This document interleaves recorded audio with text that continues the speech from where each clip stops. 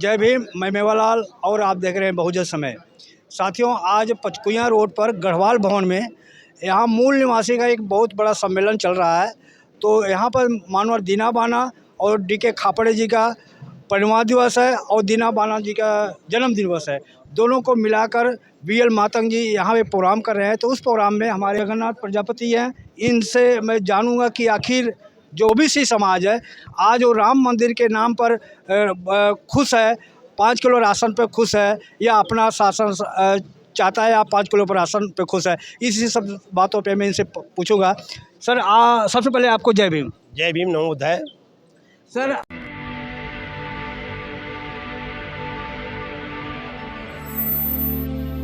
आप अयोध्या से बता रहे हैं कि आप अयोध्या के हैं, तो आप यहाँ पर आए हैं, तो इस मीटिंग में आपको क्या सीख मिली?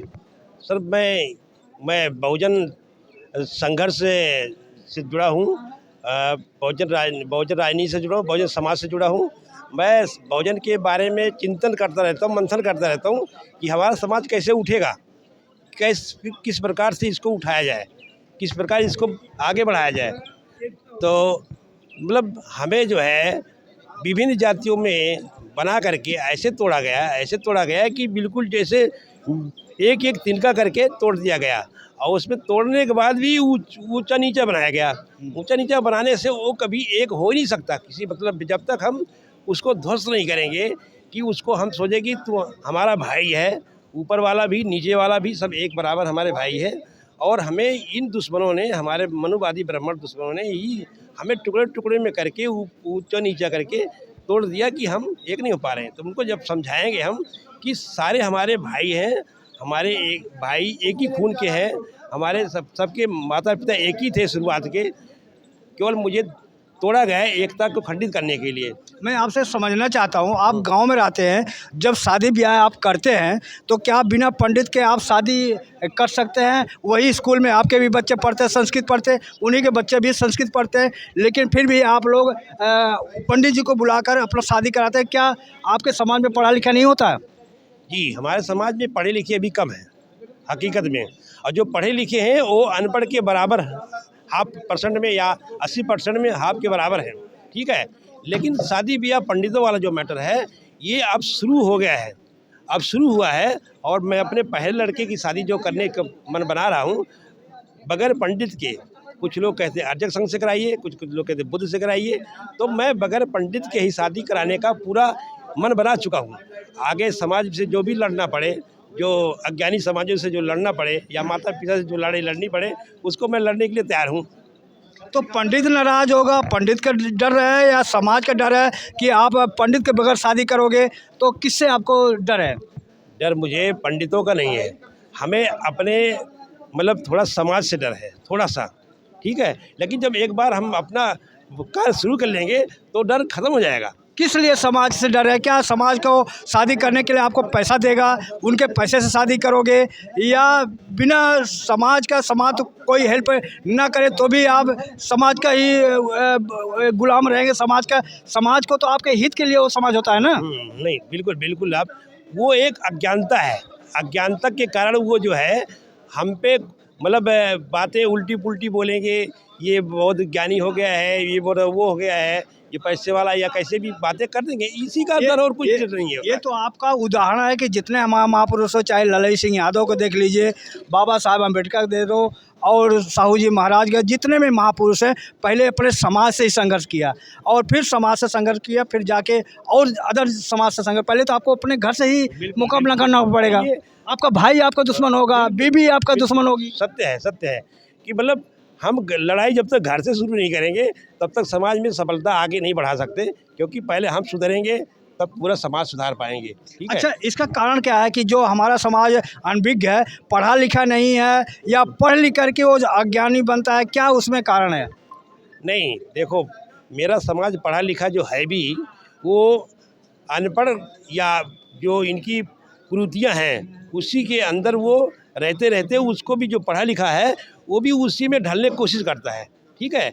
और ढलने की जब कोशिश करता है तो कोई मतलब उस आगे समाज को सुधार नहीं पाता हो, क्योंकि वो उसको ज्ञान तो होता है लेकिन ज्ञान उस तरह का नहीं सर, होता। आप पढ़ा लिखा किसको मानते हैं सर? जो डिग्री धारक है, जो विचार से उसके पास ज्ञान है, उस किसको आप पढ़ा लिखा मानते हैं, समझदार मानते हैं आप? हम पढ़ा लिखा उसी को मानते हैं जो जाने उसको माने, हाँ। उसी को हम पढ़ा लिखा मानते हैं। हाँ। और जो जान करके माने ना या जानकारी ना हो, वो अक्षर पढ़ने से कोई ज्ञान हो पढ़ा लिखा नहीं होता है, या हाँ। किताब पढ़ने से कोई डिग्री लेने से वो पढ़ा लिखा नहीं होता है। हाँ। वो जब तक उसको फॉलो न करे हाँ। कि ये पृथ्वी घूमती है या सूर्य घूमता है, हाँ। हैं, हाँ। तो उसको जब वो करेगा हाँ। एक्सपीरियंस या मानेगा कि हम नहीं पृथ्वी घूमती है सूर्य नहीं घूमता है, हाँ। तो पढ़ा लिखा वही होगा। अच्छा सर, जैसे आपके समाज में, हमारे समाज में कोई इंजीनियर है, डॉक्टर है, वकील है, लेकिन वो भी अंधविश्वास में फंसा है और कहता है मैं तो पढ़ा लिखा हूँ, तो उसका पढ़ा लिखा ज़्यादा माने करता है कि जो विज्ञान की बात करे वो पढ़ा लिखा मान्य है? वो पढ़ा है, केवल पढ़ा लिखा पढ़ा नहीं है, ठीक है। वो पढ़ा इतने है कि वो मतलब कि अक्षर का ज्ञानी है, डिग्री का ज्ञान है उसको। अभी वो काफ़ी हद तक तो जान करके भी गुलामी फंसा हुआ है। मनुवादियों का इतना चारों तरफ से वातावरण गुलामी का बना रखा है कि उस गुलामी को मतलब गुलामी से छुटकारा नहीं पा रहा, आज़ाद नहीं हो पा रहा है, ठीक अच्छा है। सर, मैं गांव में रहता हूँ। गांव में एक चीज़ मैं देखा हूँ कि जैसे बौद्ध धर्म में कोई शादी होता करते हैं, तो लोग कहते हैं कि ये जो शादी है ये एकदम गाली के कहते हैं चमारों का धर्म है, ये बौद्ध धर्म में शादी करते हैं। ये तो आपका क्या मानना है कि ये वो जानबूझ को उसको तिरस्कार करने के लिए कहते हैं कि क्या वो संदेश देना चाहते हैं जो ऐसा कहते हैं? बिल्कुल, आपने हमारे एग्जाम्पल बिल्कुल दिया जो मेरे घर की बात है, ठीक है। लेकिन पहले आपका ये देता हूँ मैं कि उसका कारण क्या है। उसका कारण ये है कि उनको ज्ञान नहीं होता है। अभी हम अपने लड़के की शादी बगैर पंडित का करवाने के लिए कह रहे थे, तो हमारी बीबी ने खुद कहा कि ये चमारों वाली शादी करवाएंगे, ठीक है। इसका मतलब हमारे बुद्ध चमार थे क्या? लेकिन ऐसा नहीं है। वो ज़्यादातर अभी पाखंडी है, वो सबकी उसी बीच में रहती है, इसलिए उस बात को कहती है। उसको ज्ञान नहीं है, वो पढ़ी लिखी तो कुछ भी नहीं है, इसलिए वो कहती है कि बुद्ध शादी करना मतलब छोटापन है या और कुछ भी है, उसको ज्ञान नहीं है, इसलिए कहती है। और जो कुछ लोग कहते हैं उनको भी अपने को ही नहीं ज्ञान है कि मैं हूँ क्या। पहली बात तो मैं ही कह रहा हूँ, उसको खुद को ज्ञान नहीं है कि मैं हूँ क्या। मैं यहाँ का मूल निवासी हूँ, ठीक है। और सबसे पहले हमारे जो मार्गदर्शक थे बुद्धा जी थे, हमारे मार्गदर्शक बुद्धा जी थे। सारी बातें उन्होंने जो ज्ञान दिया है, अगर उस पर चलते हम तो अब तक बहुत कुछ हो जाता यहाँ का। अच्छा सर, एक चीज़ और मैं आपसे जानना चाहता हूँ, क्योंकि आप ओबीसी से हैं, तो कुछ लोग जब सभा में, सोसाइटी में जाते हैं तो नमो बुद्धाय करते हैं लेकिन जय भीम नहीं करते। तो वो उनके अंदर क्या ऐसी भावना है? जय भीम करना मतलब चमार का जय भीम होता है कि बाबा साहब एक जात चमार महार जात थे इसलिए। लेकिन रवीश कुमार और दृष्टि वो बोलते हैं जय भीम का मतलब होता है कि हजारों में एक बोलने की हिम्मत करने वाला होता है। आपका क्या मानना है जय भीम का मतलब? अच्छा, आप दो बातें कह रहे हैं जी। कुछ लोग जय भीम बोलते हैं, कुछ लोग नमो बुद्धाय बोलते हैं। हाँ। लेकिन मैं अपना हूँ कि मैं जय भीम नमो बुद्धाय बोलता हूँ, जी, ठीक है। पहले तो जी अपने समाज में जय भीम नमो बुद्धाय बोलता हूँ। जो नहीं बोलते उनके लिए मैं आपसे पूछ रहा हूँ। नहीं बोलते हैं उनको तो ज्ञान नहीं है। जय भीम क्या है? जय भीम एक ज्ञान की प्रकाष्ठा है, एक विचारधारा है, कोई बात। ज्ञान की एक प्रकाष्ठा है जय भीम। नमो बुद्धाय एक मार्ग है, नमो बुद्धाय एक ज्ञान का मार्ग है, वो चलने के लिए बना हुआ है, ठीक है। लेकिन अब इसमें जो आप कह रहे हैं ये आपकी थोड़ी सी मतलब है उनके मिसअंडरस्टैंडिंग कि वो नमो बुद्धाय है। लेकिन ये भी जो देख लेना, जो नमो बुद्धाय कहता है वो भीम को भी मानता है और बुद्ध को भी मानता है। वो थोड़ा सा कह लेता होगा, या किसी के अंदर 100 में 10-5 लोगों की या 2 लोगों की भावना होगी कि नमो बुद्धाय बोले, जय भीम ना बोले, या जय भीम चमार है और बुद्धाय जो है ऊंचा है। ऐसा थोड़ा सा और उसका मैं क्लियर करता हूँ कि जैसे कोई लोग कहता है कि जय भीम करने से चमार हो जाएगा, तो क्या जय श्री राम राम बोले सो पंडित हो जाएगा? नहीं, मैं तो कह रहा हूँ ये तो गुलामी का शब्द है। ये गुलामी का शब्द है। जय श्री राम जो है अगर ओबीसी SC ST बोलता है तो गुलामी का शब्द है और कुछ भी नहीं है। अगर जय जय श्री राम बोलोगे तो समझ लो कि अपनी जड़ों को काट रहे हो तुम। मैं अपना मानता हूँ, मैं किसी नहीं जानता हूँ क्या करता क्या नहीं करता, लेकिन जय श्री राम बोलना अपनी जड़ को काटना है और कुछ भी नहीं है। अपने समाज को बर्बाद करना, अपने परिवार को बर्बाद करना है। नहीं, कुछ लोग कहते हैं अभिवादन में हम उनका अभिवादन करते हैं, राम राम बोलते हैं, तो क्या वो जिसको आप राम राम अभिवादन करते हैं, क्या वो सामने वाला जय भीम बोलता है? नहीं, इसमें सामाजिक में दो पहलू है, ठीक है। एक तो हम सामाजिक भाईचारा बनाने के लिए कहीं कहीं जय श्री राम तो नहीं कहता हूँ मैं, लेकिन कहीं राम राम भी करता हूँ, ऐसी बात नहीं है। अब यहाँ पे आपके चैनल पे बिल्कुल मैं स्पष्ट बोल रहा हूँ कि मतलब समाज को इतना जल्दी नहीं मोड़ा जा सकता, इतना जल्दी सुधार नहीं जा सकता। उनसे हम राम राम करेंगे, एक दिन उसको जय भीम भी बुलवाएंगे, एक दिन नमो बुद्धाय बोलेंगे, ठीक है। लेकिन जय श्री राम हम कहते हैं कि जय श्री राम कभी नहीं बोलूँगा, मरते दम तक भी नहीं बोलूँगा जय श्री राम, ठीक है। ये एक हिंसक शब्द है, मैं इसको हिंसक शब्द मानता हूँ। सर आपका बात थोड़ा मैं रोक रहा हूँ, सॉरी इसके लिए।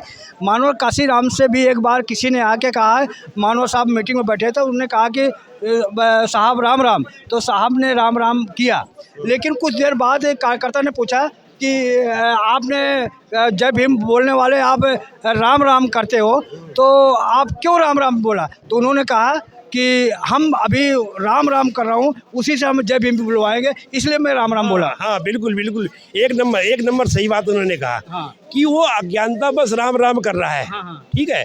अभी तो हमारा जय भीम जो है कितना दिन आया हो गया, अभी तो 10, 15, 20 साल हुआ जय भीम आए हुए। जी, हमें किसी क्लास में भीम पढ़ाया नहीं जाता। हमने ग्रेजुएशन किया है, ग्रेजुएशन में कहीं भी भीम है ही नहीं।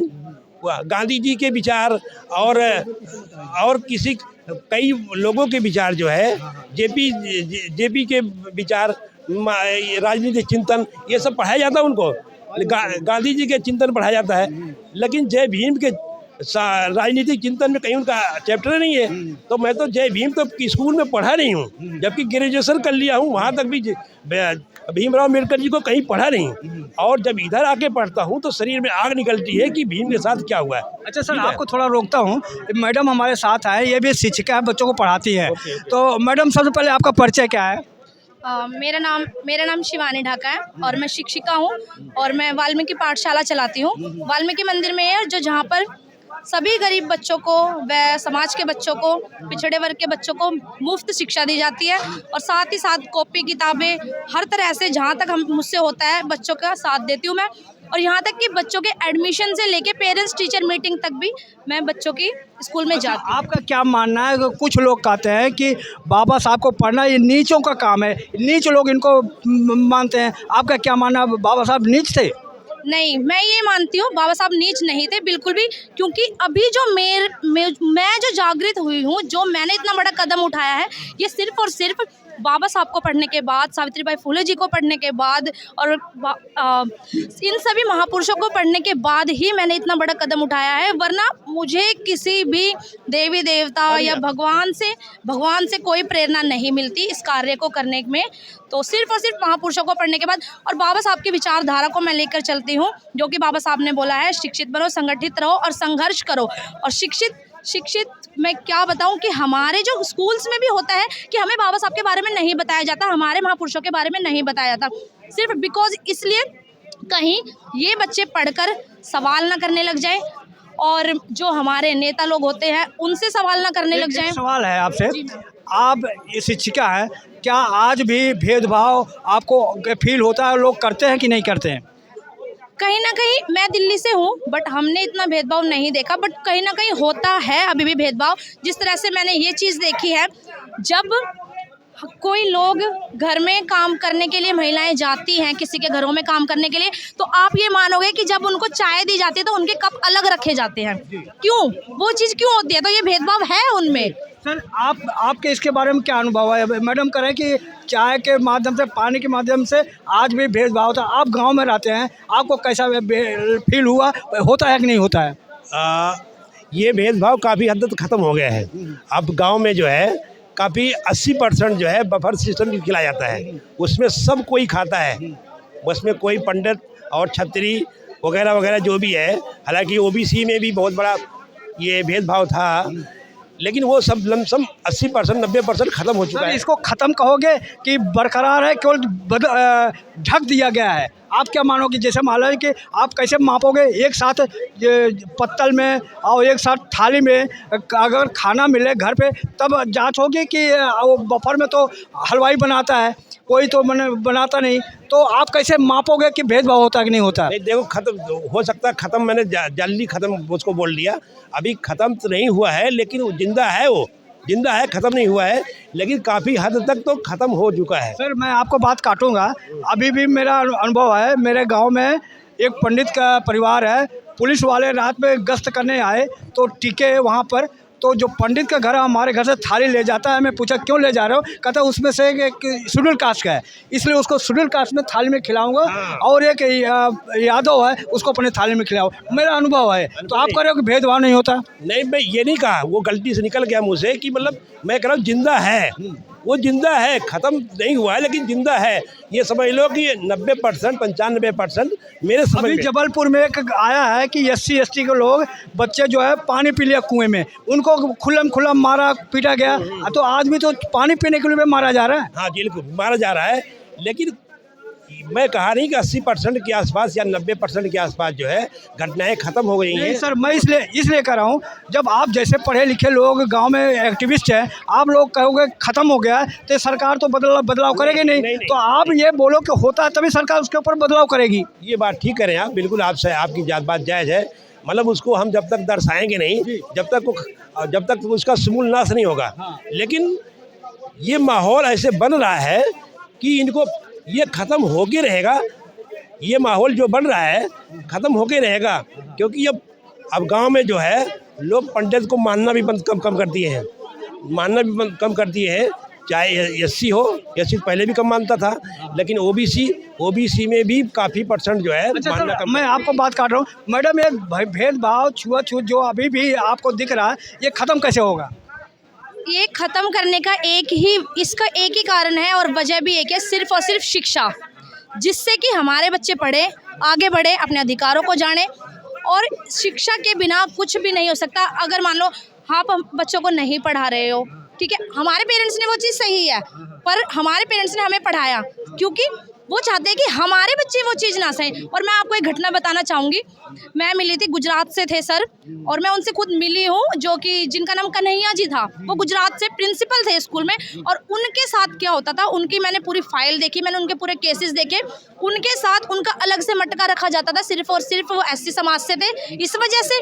और वो प्रिंसिपल थे, वो टीचर थे, और फिर भी उनके साथ ये चीज़ें हो रही हैं। ये अभी भी है, ये माना कि शहरों में नहीं है, शहरों में ये चीज़ कम हो गई है, पर गांव में जाके देखा जाए, जो मतलब ऐसे एरियाज है जहाँ पे अभी विकास नहीं हुआ, वहाँ पर लोगों की सोच समझ अभी भी वही है। तो जहाँ तक कि मैं मानती हूँ, इस तरह के बड़े कैडर की अगर ज़रूरत है तो सिर्फ स्लम एरियाज़ में है। उन लोगों के बीच हमें ऐसे कैडर रखने चाहिए, उन लोगों को जागरूक करना चाहिए, उनको बताना चाहिए, उनको बाबा साहब की विचारधारा को बताना चाहिए, महापुरुषों की विचारधारा को उनके समक्ष रखना चाहिए, ताकि वो जागरूक हो और अपने अधिकारों के बारे में जाने। लास्ट सवाल सर, आप ये बताइए कि जो अभी भी मैडम बता रहे हैं, आप भी बता रहे हैं हो रहा है, तो आप इसके लिए क्या संदेश देंगे हमारे दर्शक को कि ये अब जो भेदभाव हो रहा है कि हम कैसे बदलाव कर सकते हैं? देखो, हम आपसे शुरुआत में बता दिए थे कि जब हम पढ़ेंगे और समाज में निकलेंगे तो हमें ज्ञान मिलेगा कि ये हमारे भाई हैं, ये सारे हमारे भाई हैं, SC ST OBC। इनको हमें तोड़ने के लिए, बर्बाद करने के लिए ही ये हमें ऊंच नीच और असमानता का रूप दिया गया कि ये छोटा है, ये बड़ा है, ये अछूत है। ठीक है भाई साहब, आपका भाई से लड़ा दिया था कि अरे वो क्यों उसके अछूत के घर खाना खा रहे हो? वो लड़ा दिया गया। उनका लड़ाने वालों का काम लड़ाना ही होता है, लड़ाने वालों का काम लड़ाना होता है। जब तक लड़ाएंगे नहीं ना, और जब तक उनका जो है सामाजिक और राजनीतिक जो है विघटनकारी रूप बनेगा नहीं। ठीक है, जब लड़ा देंगे भाई भाई में या अपने पड़ोसी से, तभी उनका सामाजिक विघटन बनता है। और वो विघटन जारी रखना चाहते हैं, इसलिए कि आप जो है आर्थिक, सामाजिक हर तरह से दबे रहो, लड़ करके ही दबे रहो, यही बात है। तो अब अपने बच्चों को शिक्षित करोगे कि अब ये जो पाखंड है सर अंधविश्वास है, हमको दूर करना है। आप हिंदू हैं या ये केवल हमको वोट के लिए हिंदू बनाते हैं, बाकी हमें जातियों में बांटते हैं? क्या मानना है आपका? हम हिंदू नहीं हैं, हम हिंदू नहीं हैं, हम तो एक भारत के मूल निवासी हैं। हमारा धर्म बौद्ध धर्म था, हमारा धर्म बौद्ध धर्म था और हम बौद्ध की शिक्षाओं को मानते हैं। हम बौद्ध शिक्षाओं को ही मानते हैं, इसके अलावा हम कुछ नहीं मानते। हिंदू धर्म नहीं जानते हम, राम और श्याम को नहीं जानते हैं, केवल हम बुद्ध को जानते हैं बस। धन्यवाद। तो मैडम इधर एक मिनट आना। मैडम आपका थोड़ा परिचय बताएं, आप कहाँ से हैं? सर मैं बांदा डिस्ट्रिक्ट से आई हूँ, उत्तर प्रदेश से। मेरा नाम मीरा सिंह नहार है सर, और ये संगठन के अंदर जो है कि मैं समाज के लिए काम कर रही हूँ अभी। और मेरे को सवाल हो मैडम, ये जो आप यहाँ पे आई हैं, आप यहाँ को क्या सीख मिली? सर, पिछले मैं 5 सालों से 6 सालों से मैं यहाँ पे जुड़ी हूँ और समाज से मैं काम कर रही हूँ। और समाज में मैं घूम करके देख रही हूँ कि बहुत सारी ऐसी मनोव्यवस्थाएं हैं जो समाज को जकड़े हुए हैं। और उसके बाद में जो ये सिस्टम चल रहा है, अभी हाल में देखिए जो हिंदू राष्ट्र घोषित करने की बात की गई है, जगह जगह मंदिर में घंटा बजाया जा रहा है। और ये देखिए कि एक मेन चीज़ और देख लीजिए, थोड़ा सा पीछे रखिए, कि जो आपका सुबह सुबह हर एरियाज के अंदर बहुत मेन पॉइंट करने वाली बात है कि सुबह 3:30-4 बजे से सबसे पहले हाई लाउड स्पीड में जो है कि भक्ति गाने लगा दिए जाते हैं। और इतनी लाउड स्पीक में लगा दिया जाता है कि प्रत्येक व्यक्ति के दिमाग के ऊपर उसका असर होता है। क्योंकि जो है कि अभी इन्वायरमेंट के अंदर देख लीजिए, जो ये साउंड इन्वायरमेंट होता है काफ़ी इफेक्टिव होता है, और उसको व्यक्ति को इफेक्टिव करने के लिए यानी डिस्पोज करने के लिए काफ़ी उसको इस तरह की करने के लिए कि दिमागी तौर से वो टॉर्चर हो। सबसे पहले अरे जैसे आप सोते हो तो आपका दिमाग फ्रेश होता है, और फ्रेश होते हो तो आप अच्छा काम कर सकते हो। तो उससे पहले, उठने से पहले वो ऐसे भजनों को, ऐसे गानों को हाई सुना देते हैं। मैडम आपको थोड़ा बात काट रहा हूँ कि आप जहाँ पर रहती हैं, आपका ससुर, जेठ और पड़ोसी अड़ोसी आपको ताना मारते होंगे, क्या तू ये उल्टा सीधा सीख रही है, आपको उसके कैसे जवाब देती हैं आप? नहीं, देखिए ऐसा नहीं है। मेरे परिवार में सभी लोग जो शिक्षित हैं, और जो है कि मेरे हस्बैंड डॉक्टर हैं, और परिवार के सब शिक्षित लोग हैं, और सभी लोग जो है कि मुझे इसके लिए मोटिवेट कर रहे हैं, और तभी तो मैं यहाँ तक आ पाई हूँ। और जाहिर सी बात है कि उनका कहना यह है कि जो काम हम नहीं कर पाए वो आप करो, और समाज के लिए अगर जो है कि अगर जो हम यहाँ से काम करेंगे, आप जाकर के समाज के लिए आगे तक के लिए हमारा संदेश दो। तो इसीलिए जो कि उनका सहयोग है। मैडम आपको थोड़ा मैं बात काट रहा हूँ, बहुत से महिलाएं जो है आगे निकलती है तो उनके परिवार के लिए वो कहते हैं ये क्यों अब जा रहे हो वहाँ पे, समाज में जाओ। परिवार में ऐसा होता है कि 100 तरह के लोग हैं, और उनकी मानसिकता, हमारा जो समाज है वो मोस्टली देखिए समझ लीजिए कि हम लोग पैदा कहाँ से हुए हैं, जिनको पिछले 5000 सालों से जिनको पढ़ने का कोई अधिकार नहीं दिया गया, शिक्षा का उनके जीवन में कोई महत्व नहीं है, शिक्षा वो जानते नहीं है। अगर किसी तरह से उनकी पीढ़ियां धीरे धीरे पढ़ते पढ़ते, जैसे मान लीजिए मेरे ससुर जी हो गए, मेरे सास हो गई, मेरे माता पिता हो गए, उनके बाद उनके बच्चे हम लोग हो गए, अगर मान लो थोड़ा सा उनके ऊपर शिक्षा आया, और उसके बाद भी उस शिक्षा के माध्यम से जो है कि उनके जो हुआ, तो वो शिक्षा वो वाली शिक्षा मिली है जो मैडम थोड़ा आपका बात थोड़ा शॉर्ट कर रहा हूँ, क्या शिक्षा की देवी सरस्वती है या शिक्षा की देवी सावित्रीबाई फुले है? आप किसको शिक्षक देवी मानती हैं? देखिए, शिक्षा की देवी सावित्रीबाई फुले जी हैं, और जो है कि जिन्होंने 1848 में महिलाओं के लिए पहला स्कूल बनवाया। और इससे पहले जो सरस्वती की बात किया जाता है, शिक्षा के योगदान में सरस्वती का क्या योगदान है बताइए? अरे मैडम आपको कह रहा हूँ, अभी मध्य प्रदेश में एक शिक्षिका को स्कूल से निकाल दिया था क्योंकि उसने क्या कहते हैं सावित्रीबाई फुले का वहाँ चित्र लगाया, तो वहाँ के गांव को लोगों ने इकट्ठा हो करके वहाँ पे सरस्वती के चित्र लगवाया। अंत में मैं सुन रहा हूँ उस शिक्षिका को निकाल दिया गया, क्या कहेंगे? क्या क्योंकि वो लोगों को जो हमारे महापुरुष हैं उनको इसके बारे में शिक्षा जानकारी नहीं है। सरकार ने उनको डिसमिस किया है। मैं बता तो रही हूँ, सरकार कहता है कि हमारे द्वारा जो कृत्य किए जा रहे हैं, जो हमारे महापुरुषों ने किए, हमारे जो पूर्वजों ने किए हैं, हमारे जो इतिहास को छुपाया है, अगर तुम उसको उस महिला के बारे में क्या कहेंगे जो महिला हिम्मत किया है, उसने वो सावित्रीबाई फुले को स्कूल में लगाया? मैं उसी बात को तो कहने की बात कर रही हूँ कि वो सरकार कहती है कि मेरी बात करो, और क्योंकि जो सरकार जिनकी चल रही है वो लोग कौन है जो हमारी जड़ों को कमजोर किया, उन्होंने खत्म किया। और जो महिला थी वो सावित्री बाई फुले का उसने तस्वीर लगाया और उन्होंने ये साबित किया कि जो है कि शिक्षा की देवी ये है। अब जब जागरूकता कमीशन चला, लोग जागरूक होने लग गए। अब जो सरकार की जड़ें हैं, जो मनुवादी लोग हैं, मनुवादी सोच के लोग हैं, उनको डर लगने लग गया कि इसके ऊपर लोग विचार करने ना। किसका मतलब अब मनुवादियों का जड़ हिलने लगा है? बिल्कुल, उनकी जड़ें हिल रही हैं और इसीलिए जैसे हमारे कार्यक्रमों को, यहाँ तक कि हमारे लोगों को अब और देख लीजिए। एक और विशेषता बताना चाहूंगी कि पहले गीता रामायण ही सब्जेक्ट में देते थे, अब तो सबके साथ संस्कृत भी ऑलरेडी कर दिया। पहले तो बच्चों के साथ चॉइसिंग थी कि 6ठी क्लास तक आप जो है कि संस्कृत पढ़ सकते हैं, लेकिन अब क्या कर दिया, कंपलसरी कर दिया। अब बताइए, संस्कृत एक ऐसी भाषा जिसको समझना बड़ा मुश्किल है और उसको पढ़ने से कोई मतलब नहीं है क्योंकि उन्हीं की भाषा ही है।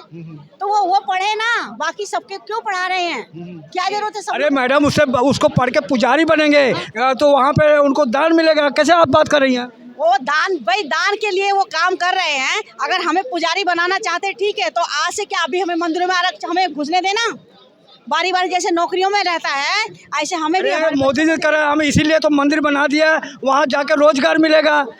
तो रोजगार क्यों हमें पुजारी बनाने? मैं कहूँगी रोजगार सिर्फ हमारे लिए रोजगार वो होगा सिर्फ सफाई करना मंदिर की, और जो पंडित होंगे जो पूजा पाठ करेंगे वो ब्राह्मण होंगे। तो मतलब ये रोजगार है हमारे लिए। आप पूजा पाठ नहीं कर सकते, अंदर नहीं पढ़ सकते, आप नहीं बढ़ सकते क्योंकि हिंदुओं की सरकार है, तो हमें कहाँ से जाने दिया जाए? बात तो जो है कि हम लोग जो है कि पूजा पाठ के लिए हमें पहले से नहीं रखा गया है, तो आज क्या हमें तो सिर्फ वहाँ पर सफाई करने के लिए रखा जाएगा ना? तो ये पढ़ने का अधिकार कहाँ से मिल गया आपको? ये तो पढ़ने का अधिकार जो कि हमारे महापुरुषों ने इतने सारे संघर्ष किए और जो है कि बाबा साहब ने जो हमें अधिकार दिया संविधान के माध्यम से, और उसके माध्यम से हमें पढ़ने का अधिकार मिला जो सबके लिए कंपलसरी हो गया। उस संविधान को खत्म करना चाहते हैं, इसलिए। तो इसका मतलब आपका आदर्श बाबा साहब है? जी बिल्कुल, हमारा आदर्श बाबा साहब। सारी चीजें जो है कि अगर बाबा साहब जो है कि नहीं होते, संविधान नहीं होता, तो आज हमें पढ़ने का अधिकार नहीं होता। हमारे आदर्श बाबा साहब हैं और उनके विचार हैं और हमारा सुरक्षा करने का साधन संविधान। धन्यवाद मैडम। ये थे हमारी 2 महिलाएं, आप देख सकते हो आज शिक्षित हो रही है, इनको आंख में आंख मिला के बात कर रही हैं। इनको जवाब देना भारी पड़ेगा किस तरह से तार्किक बात कर रही है, क्योंकि आज ये शिक्षित हो रही है। मैं मेवालाल, बहुजन समय, दिल्ली। अगर आपको लगता है कि हमारा काम बहुजन समाज के लिए महत्वपूर्ण है, तो आप हमें आर्थिक सहयोग के लिए सीन दिखाए गए QR कोड स्कैन और फोन पे और गूगल पे और UPI और बैंक अकाउंट में कर सकते हैं।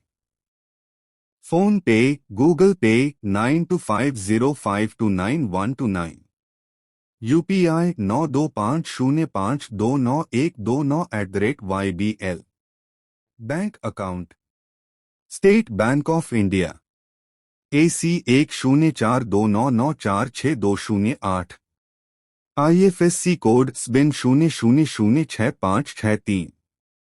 आपका छोटा से छोटा सहयोग समाज और हमें और मजबूत करेगा, जिससे हमें बहुजन पत्रकारिता में और निष्पक्ष बनाने में मजबूत करेगा। जय भीम, जय भारत।